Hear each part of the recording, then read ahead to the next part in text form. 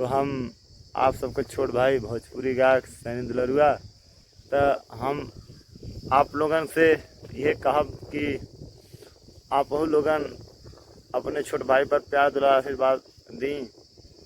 हम आप लोगन के बीच में एक 2 लाइन के छोटा सा गीत भेज रहा बानी, अपने माता जी पे बनौले हैं। तो आप लोगन भी सुनी जा, आप लोगन के माता जी हुई तो सुनिहन जा, आप लोग समझियन जा।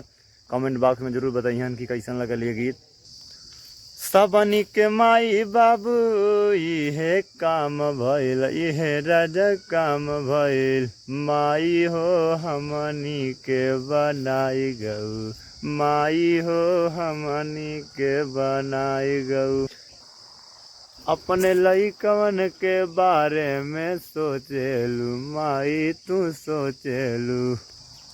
माई हो हमनी के बनाई गऊ, हमनी के बनाई गऊ। भागियो जगाई गऊ, इतना बनाई गऊ। माई हो हमनी के बनाई गऊ, माई हो हमनी के बनाई गऊ।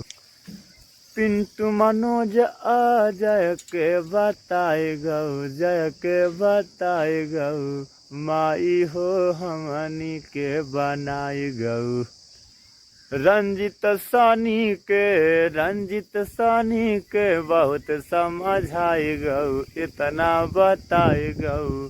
माई हो हमनी के बनाई गऊ, माई हो इतना तू बनाई गऊ।